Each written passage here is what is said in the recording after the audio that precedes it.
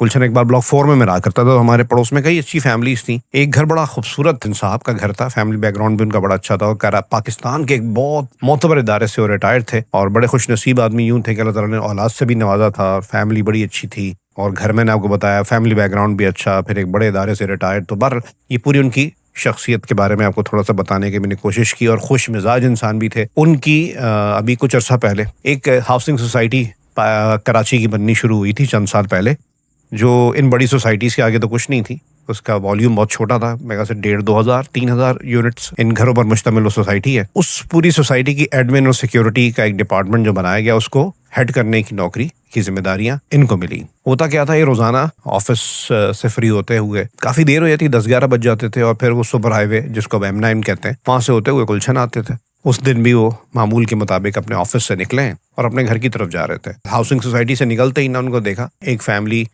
उस super highway पर गाड़ी खराब होने की वजह से फंसी हुई है। 2 बच्चे थे और उसमें 3 अडल्ट थे।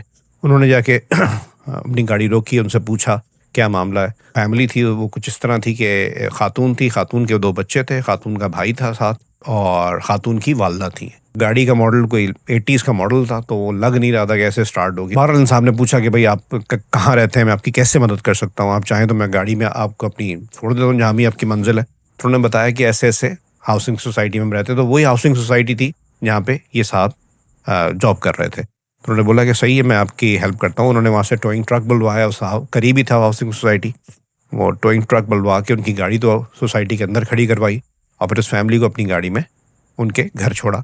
वो लोग बहुत oblige हुए, बड़े शुक्रगुजार हुए, और इस तरह से जो लड़का था, जो उन खातून का भाई था, उन्होंने इनसे नंबर एक्सचेंज कर लिए। इनकी अक्सर मुलाकात यूँ रहती कि सोसाइटी में कोई मसाइल कभी होते तो वो लड़का आके इनसे अपने मसाइल भी शेयर कर लेता और बताता कि भाई ऐसे ऐसे है और आप हमारी मदद करें। तो 1-2 मसाइल उनके और हल किए, तो एक अच्छी एक रिलेशन बन गया।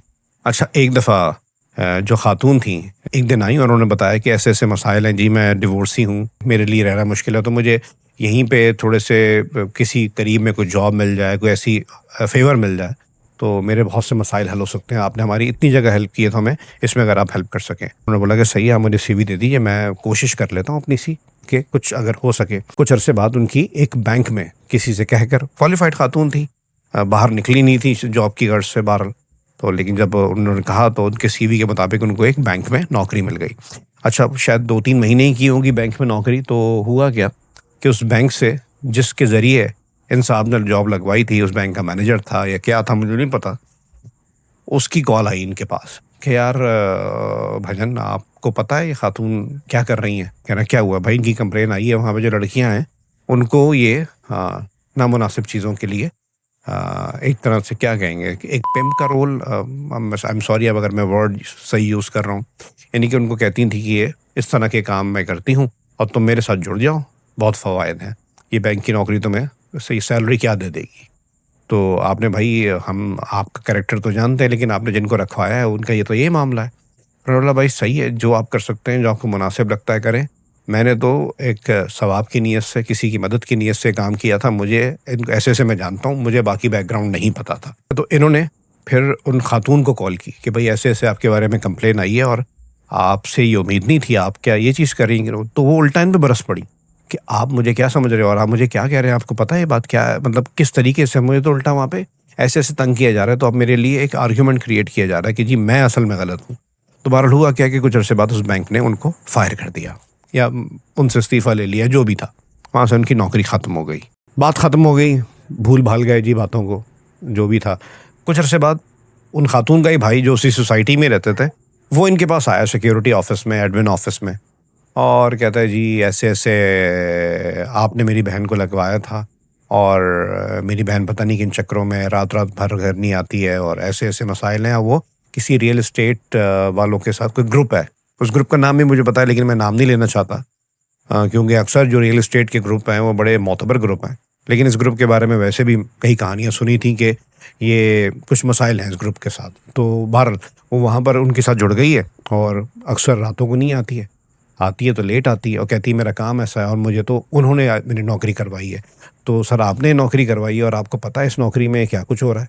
बीइंग अ ब्रदर मैं तो ये चीज़ें बता भी नहीं सकता। तो कह रहे हैं देखिए जी ऐसे ऐसे हुआ था, बैंक में इनकी कंप्लेन आई थी, तो मेरा मामला इनके साथ तब तक था और मुझे उम्मीद नहीं थी कि इस तरह की मामलात होंगे इनके साथ। इस वजह से मैंने तो इनसे ताल्लुक़ ख़त्म कर दिया था कि मैं आपकी मज़ीद मदद नहीं कर सकता। अब ये इनकी नौकरी किस तरह हुई है और ये क्या कर रही है, मेरा इससे कोई ताल्लुक़ नहीं है। पूरी इन्फॉर्मेशन लेने के बाद इसका भाई घर गया होगा, कोई बहस हुई, अपनी माँ से बोला कि इसको तो बैंक से भी इस वजह से निकाला गया था और ये इस पे इल्ज़ाम सच है, मेरा शक बिल्कुल सही है, ये इन कामों में पड़ गई है और ये भले गलत काम है और इसको घर से निकालो। काफ़ी लड़ाई झगड़ा हुआ उस घर में और फिर वो थोड़ी देर बाद उठ के इन साहब के पास आ गई। वो कहते हैं ना, जिस पर एहसान करो उसके शर से बचो। इनका गिरबान पकड़ना रह गया था। उसने आके इनको सब कुछ बोल दिया, तो आपकी वजह से ये हो रहा है, मेरे घर में आपने ये बात बोली है और ये बोली है। उन साहब ने बोला देखें जी, आपका जो भी मामला है ये आपका ज़ाती मामला है। मैं इस वक्त यहाँ दफ्तर में बैठा हूँ, मेरी यहाँ पर एक इज़्ज़त है, मैं आपको कोई जवाब नहीं दे रहा, आप खातून हैं, लेकिन आपके बारे में बात गई थी, आपको बैंक ने फायर किया, वो अपनी जगह। आप रियल एस्टेट ऑफिस में क्या कर रही हैं, क्या नहीं कर रही हैं, आप जाने, आपके घर वाले जाने। जाते हुए बड़ा उसने अजीब सा फेशियल एक्सप्रेशन दिया और उसने बोला मैं देखना तुम्हारी नौकरी खा जाऊंगी, करती क्या हूँ मैं। उन साहब ने बोला सही है, आपने जो नौकरी खानी है, जो खाना है आप देख लें। अब ये खातून वो जो एक वक्त में आगे गिड़गिड़ा के इनसे जॉब के लिए रिक्वेस्ट कर रही थी, वो ये रंग दिखा कर गई और जाने के बाद शाम या अगले दिन तक सोशल मीडिया पे इनके खिलाफ कैंपेन कि जी मैं इस घर में रहती हूँ और यहाँ के जो एडमिन और सिक्योरिटी के जो हेड हैं वो मुझे इस तरीके से ब्लैकमेल कर रहे हैं और कहते हैं जी हम आपको यहाँ से बेदखल कर देंगे और हमारे साथ आप ये, मतलब वो मुझे एक तरीके से मजबूर कर रहे हैं कि मैं उनके साथ रिलेशन में आऊँ। इतनी कैंपेनिंग हुई कि इसके असरात उन साहब के ऑफिस में पढ़ना शुरू हुए, उनकी फैमिली में पढ़ना शुरू हो गए। काफ़ी वीडियोज़ उस पर सोशल मीडिया पे उस वक्त चली थी।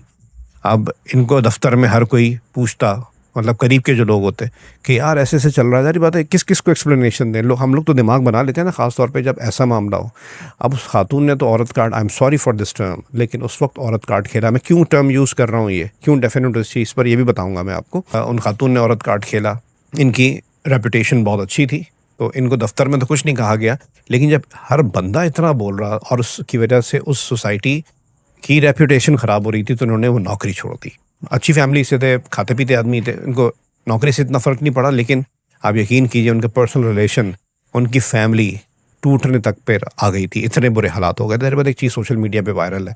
अब आपको मैं बताता हूँ मैं औरत कार्ड वाला टर्म क्यों यूज़ कर रहा था, हालांकि मैं खुद इस सोच के ख़िलाफ़ हूँ कि ख़वातीन के ऊपर जो इल्ज़ामात लगा दिए जाते हैं कि जी आप औरत कार्ड यूज़ कर रही हैं। मेरा कहने का मकसद ये है कि पूरी तरीके से चीज़ इन्वेस्टिगेट की गई हो। मैंने वो मैसेजेस मैं यहाँ नहीं लगा रहा, लेकिन मैंने वो व्हाट्सएप मैसेजेस देखे हैं जिस पर वो खातून, कुछ अरसे बाद ये मामला ख़त्म हो गया था, उन्होंने वो जॉब भी छोड़ दी साहब ने, हालांकि बहुत बहुत ल्यूक्रेटिव पैकेज उनका। खैर उन्होंने अपनी इज़्ज़त को अफजल माना और वो जगह छोड़ दी कि जब यहाँ पे इतने सवालात हो रहे थे, जगह छोड़ दी जाए। उनके पास मैसेजेस आए अभी कुछ अर्सा पहले जो उन्होंने मुझे दिखाए कि आप मुझे माफ़ कर दें, मैं ज़िंदगी के बड़े ख़तरनाक मोड़ पर हूँ। अब मुझे नहीं पता वो ख़तरनाक मोड़ उनके लिए क्या था, मुझे माफ़ कर दीजिएगा और मुझसे शायद ज़्यादती हुई। आप मासूम थे और मैंने आपके ऊपर सिर्फ एक बहस की वजह से इल्ज़ाम लगाया, तो मुझे अल्लाह के वास्ते माफ़ कर दीजिएगा। ये मैसेजेस मैंने देखे। तो खैर ये जो पूरी सिचुएशन है दिखाने का मकसद ये है, कभी कभी आप देखते हैं कि एक बंदा नंगे पैर जा रहा है और एक बंदे पे गोलियां बरसा रहा है। ये चीज़ न्यूज़ चैनल्स में बार बार चल रही है, सोशल मीडिया पे बार बार चल रही है। हम यकीन कर लेते हैं कि ये जालिम है जो गोली चला रहा है और वो मजलूम है जिस पे गोली चलाई जा रही है। फ्लैशबैक में जाएं, हो सकता है कि वो जिस पे गोलियां चला रहा है और वो नंगे पैर भागा है, उसके घर में डकैती की नीयत से घुसे हों और फिर उन डकैतों को भगाता हुआ वो बाहर लेकर गया, उसने चप्पल भी नहीं पहनी हुई, अपने घर से निकला होगा और वो डकैतों का पीछा कर रहा है। ये पूरी स्टोरी हो सकती है। वो जालिम भी हो सकता है, मजलूम भी हो सकता है। अभी खातून पंजाब का केस चल रहा है। एक एक्ट्रेस ने एक member of provincial assembly Punjab पर एक हरासानी का मामला चल रहा है। हमारे 80-90% आप मुख्तलिफ कमेंट्स और पोस्ट देख लें कि उस शख्स को जो मेंबर ऑफ पार्लियामेंट जिस पर इल्ज़ाम लगाया गया, जो मर्द है, उसको उन्होंने ईवल मान लिया है और फैसला सुना दिया है। तो फैसले सुनाने से पहले सोच लिया करें कि हमारा मुआशरा किस गिरावट का शिकार हो चुका है और हर एंगल से देखने के बाद कोई फ़ैसला करें तो अभी मुआशरे के लिए बहुत बेहतर होगा। बहुत शुक्रिया।